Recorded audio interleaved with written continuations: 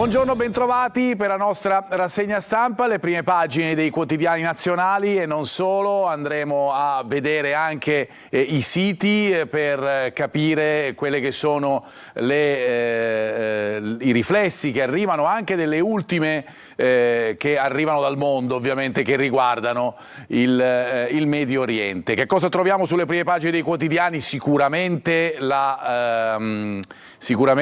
le dimissioni del ministro Santanchè, che in questo caso appunto hanno creato anche delle discussioni a livello politico, ma chiaramente troveremo anche appunto le situazioni legate al Medio Oriente, con gli aggiornamenti che arrivano anche dai siti. A proposito di Medio Oriente, vi facciamo vedere subito un aggiornamento che arriva dall'ANSA di oggi, che è quello legato alla Turchia, che denuncia la petroliera attaccata nel Mar Nero, gestita da una compagnia turca, è stata colpita probabilmente da un veicolo di superficie senza equipaggio, ha detto il ministro dei trasporti turco.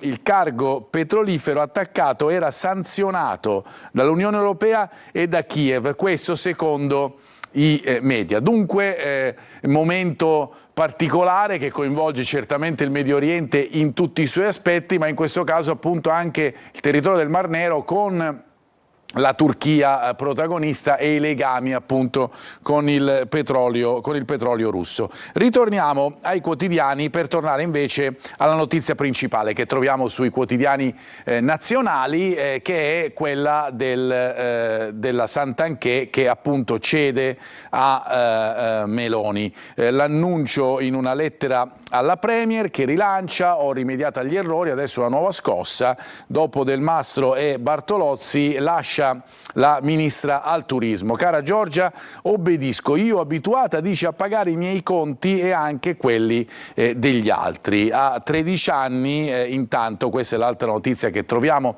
sulla prima pagina del Corriere della Sera, accoltella la prof, questo è ciò che troviamo, il video in diretta su Telegram con la notizia principale appunto che riguarda anche l'utilizzo dei social in questo tempo. La guerra del Golfo, no al piano di Trump, il muro dell'Iran, a noi il controllo di Hormuz. Questa è un po' la sintesi che troviamo sul Corriere della Sera, ma poi chiaramente abbiamo le tensioni vere e proprie che arrivano dal centrodestra, no? E dunque il titolo è quello che abbiamo letto nella prima pagina: la resa, Santanchè si dimette, pago colpe di altri. Ma dall'altro lato andiamo a trovare quello che sono poi i riferimenti di ciò che potrà succedere in futuro, perché chiaramente Meloni ha voluto questo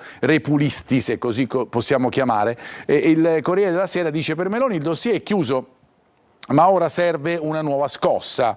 La leader punta a ripartire dopo la sconfitta, i veleni incrociati dentro Fratelli d'Italia. La linea della fermezza durante il viaggio in Algeria, perché è andata Meloni in Algeria proprio per la situazione legata al gas che chiaramente l'Italia deve provare a procurarsi e che non è riuscita e che non può fare in questo momento, visto il blocco che arriva dal Medio Oriente. Dalle nomine ai sottosegretari, pronto il vertice di maggioranza. Questo è un tema che, lo vedremo, ritornerà sulle varie prime pagine dei quotidiani, perché chiaramente viene affrontato sia da una parte la maggioranza che dall'altra il centrosinistra, chiaramente, che aveva anche portato a una mozione di sfiducia per il ministro, e chiaramente decade, essendo che il ministro appunto Santanchè si è dimesso.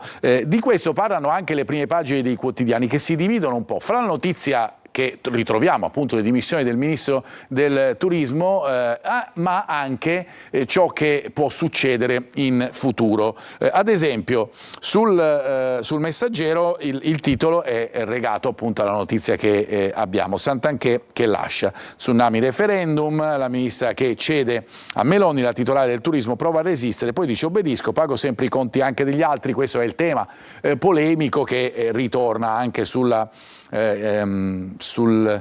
dichiarazioni appunto del ministro, dell'ex ministro del turismo.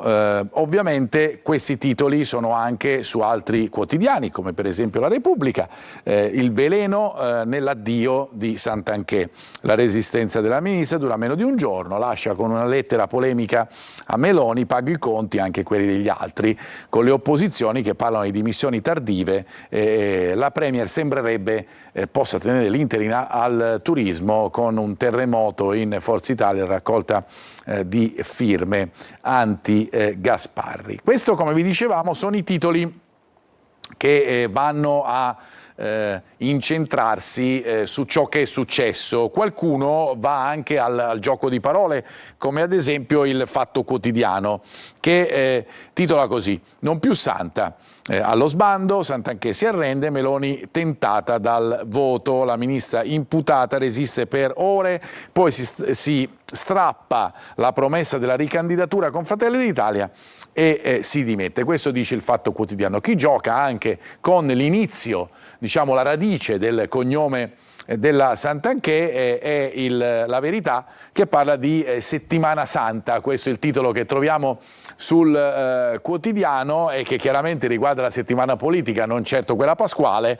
che via Crucis la Meloni chiede le dimissioni della Santanchè da ministro, lei resiste ma poi, rimasta sola, lascia in polemica: il mio certificato penale pulito, non voglio essere il capro espiatorio, però dico obbedisco. Questo è un altro tema, queste parole appunto dell'obbedienza che ritorna. La sfida del governo adesso è risorgere dopo giornate di passione che fanno seguito al referendum, perché poi il tema è quello, chiaramente, portare quello che è il risultato del referendum direttamente all'interno dell'Aula. Ci si provava chiaramente con la sfiducia per Santanchè, che decade chiaramente essendosi dimesso il ministro, ma resta il tema fondamentale a livello politico. E cosa succede dopo il referendum? Se ne parla su vari quotidiani che tentano di dare qualche spiegazione, come ad esempio l'Unità, che va a riflettere su quello che è il prossimo futuro del centro-sinistra, con Schlein che lancia la sfida: pronti a vincere e a governare. L'incontro con i giornalisti della segreteria PD alla stampa estera, e le parole che arrivano appunto da Elly Schlein, che già pensa a quello che può essere il futuro, magari anche con un governo diverso rispetto a quello che c'è in questo momento. Governo che però vuole mantenere salda la propria posizione, forse anche da questo derivano le scelte e le richieste da parte di Meloni legate a ciò che è successo ieri con le dimissioni di Santanchè. Lo ritroviamo questo titolo un po' anche sul Tempo, che fa la quadra della situazione, il quadro della situazione che si trova nel centrodestra, e questo è il titolo: la ripartenza di Giorgia. Dopo Del Mastro e Bartolozzi, pure Santanchè si dimette con una lettera orgogliosa. Meloni determinata a ripartire con slancio, mentre le opposizioni fanno ostruzionismo su tutto, perché chiaramente c'è la volontà in questo senso da parte del centrodestra di togliersi un po' dalle corde dopo quello che è successo nel referendum, che chiaramente a livello politico è stato visto come una sconfitta del governo attualmente in carica.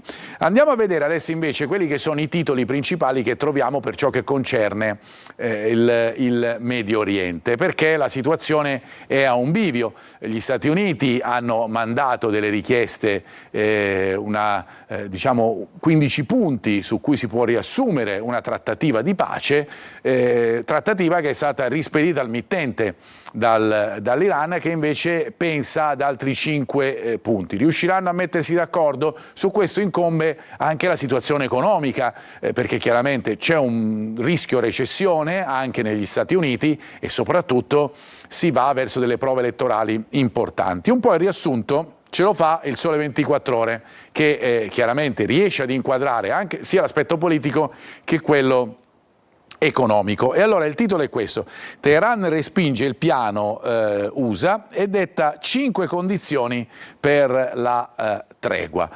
Questo è il titolo e la notizia principale, appunto legata a ciò che succede in Medio Oriente, ma Trump deve fare i conti non solo con l'Iran, ma con quello che succede in casa propria, perché gli americani sono contro la guerra e Trump dunque precipita ai minimi nei sondaggi, e c'è una situazione legata all'economia, un'economia che va in difficoltà sia nelle nazioni che sono alleate degli Stati Uniti, come l'Italia o come altre, oppure ma anche negli Stati Uniti stessi. Questa è la fotografia dell'Italia, con il PIL a 0,5%. E che cosa pesa in questa riduzione? Proprio l'energia, che chiaramente l'aumento dei costi è sotto gli occhi di tutti, e la guerra che poi porta a questo aumento di costi. Stime riviste al ribasso, questo leggiamo proprio sul Sole 24 Ore, dello 0,2% rispetto allo scorso ottobre. In caso di conflitto prolungato l'Italia può finire in recessione. È un argomento questo che chiaramente si vuole provare ad evitare. Ecco perché la proposta degli Stati Uniti all'Iran, che però abbiamo visto non è stata accettata. Di questo chiaramente si parla su vari quotidiani, come ad esempio il Manifesto, in cui troviamo proprio a metà pagina questo titolo, taglio centrale della prima: Trump chiede la resa, l'Iran rilancia la pace in 15 punti e una capitolazione. Teheran che dice dialogo solo con la tregua permanente, per cui diciamo che possiamo interpretarlo ottimisticamente come l'inizio di un processo, però chiaramente bisognerà capire dove porterà tutto questo, perché nel frattempo, queste sono notizie chiaramente della tarda serata di ieri in Italia, della giornata di oggi, arriva la possibilità di tassazione per passare dallo stretto di Hormuz, quel canale chiaramente che poi porta le riserve energetiche in varie parti del mondo, e arrivano anche le borse in ribasso nella giornata di oggi, praticamente in tutto l'Occidente, con l'apertura in ribasso di Francoforte, ma anche chiaramente di Milano. Chiudiamo con un altro quotidiano che fa il punto della situazione in Medio Oriente, che è Domani, che fa un po' quello che vi abbiamo detto in precedenza, un po' il compendio fra ciò che deve succedere in America e ciò che succede a livello internazionale. Rebus sulla guerra, l'Iran irride Trump, Hormuz è nostra, il tycoon perde voti pure a Mar-a-Lago, perché abbiamo letto i sondaggi sembrano essere contrari a Trump e alle scelte fatte finora. Noi ci fermiamo con la prima parte della nostra rassegna stampa, ritorniamo fra pochissimo con le prime dei quotidiani locali del nostro sito siciliaweb.it e poi una parte riservata allo sport. A fra poco.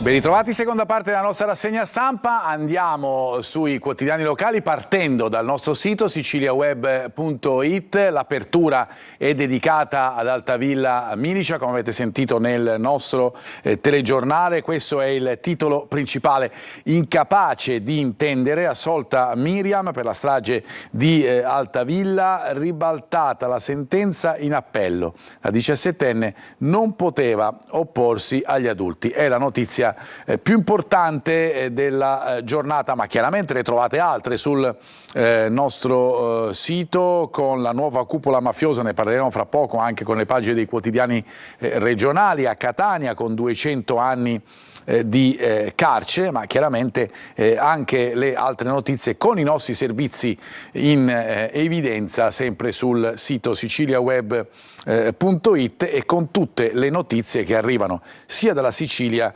che dal mondo, come detto appunto l'apertura sulla situazione di Altavilla. Andiamo adesso sulle pagine invece dei quotidiani per darvi notizia di quello che troviamo appunto sui quotidiani cartacei, partendo proprio dal Giornale di Sicilia, che riporta questa notizia in prima pagina. Questo è il titolo principale che abbiamo visto anche sul nostro sito. Assolta la ragazza ad Altavilla, colpo di scena al processo d'appello sulla strage, non poteva opporsi. Questo si legge. Miriam, la figlia di Giovanni Barreca, minorenne all'epoca della strage, oggi 19enne, è stata assolta dalla Corte d'Appello di Palermo, che ha ribaltato il giudizio abbreviato di primo grado. Che cosa troviamo inoltre anche sulla prima del Giornale di Sicilia? Una spalla dedicata alla notizia a livello nazionale con le dimissioni di Santanchè, e poi un'altra che è l'altra notizia del giorno per quanto riguarda la nostra regione, il TAR che dice avanti con i nuovi lidi per quanto riguarda Mondello, no alla richiesta dell'italo-belga di sospendere la revoca della regione. Questo sul Giornale di Sicilia. E a proposito di questa notizia, il tema diventa molto dibattuto sui quotidiani regionali, perché stiamo parlando chiaramente di una gestione che era più che centenaria, che è stata, come sapete, stoppata, e di una zona bellissima della Sicilia. E allora si va a parlarne proprio anche sulle pagine interne.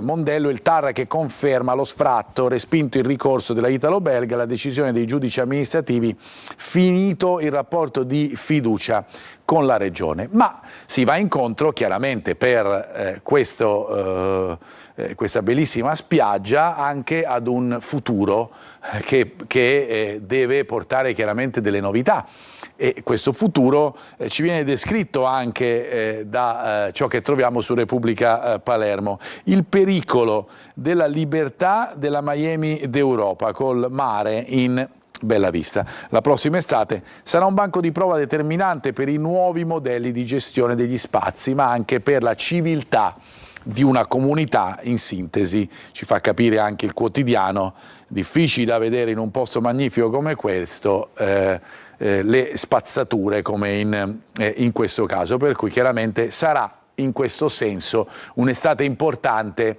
anche sotto l'aspetto del recepimento di alcune nuove disposizioni chiaramente che ci saranno legate appunto alla comunità. Abbiamo visto poi nel titolo del Giornale di Sicilia ciò che è successo a Catania, lo riprendiamo anche con la prima del quotidiano catanese La Sicilia, dedicato proprio alla città etnea. Condannati gli eredi di Santa Paola, scarcerato il rampollo dei Ferrera. Si parla di un'operazione ombra, dell'operazione ombra. La giudice ha inflitto 200 anni di carcere per i 26 imputati. Si legge questo nell'articolo di Laura Di Stefano. La giudice per le udienze preliminari ha inflitto 16 anni di reclusione nei confronti di Ciccio Russo, indicato come il reggente del clan Santa Paola Ercolano. La pena più pesante l'ha subita Daniele Strano, che ha retto le file del gruppo che ha come punto di riferimento i binari dei treni. E poi ci sono ovviamente tutti gli altri imputati condannati. Anche nelle pagine interne chiaramente troviamo la prosecuzione di questo articolo, con la GUP che ha inflitto appunto 16 anni a Russo, ritenuto il vertice dei Santa Paola, pene da 1 a 20 anni per i 26 imputati. Ci sono però pure un'assoluzione e 2 proscioglimenti. Questo troviamo appunto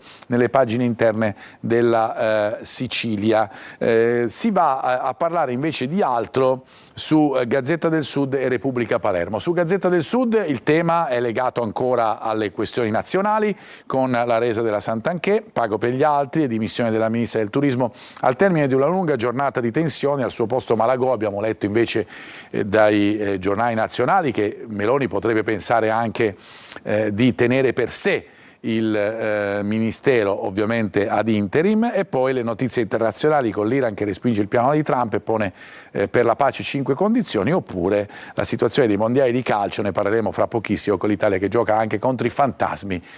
Non è solo l'Irlanda, anzi non è l'Irlanda del Nord il vero avversario dell'Italia, ma è chiaramente tutto quello che è successo nelle precedenti qualificazioni ai mondiali, ma ne parleremo fra poco. Andiamo invece sulla Repubblica Palermo per vedere invece il titolo scelto dal quotidiano, che è un titolo di natura politica che ritorna un po' sulla falsariga di quello che abbiamo visto sui quotidiani nazionali, cioè ciò che succederà dopo il referendum, perché se gli scossoni ci sono stati a livello nazionale, ci sono e probabilmente ci saranno anche a livello locale. Allora, questo è il titolo di Repubblica Palermo, con il centrodestra che dice che appunto secondo Repubblica Palermo avrà scosse pure in Sicilia, a rischio Galvagno e Amata. Nell'isola degli effetti del post-referendum, dove lo sappiamo ha vinto il no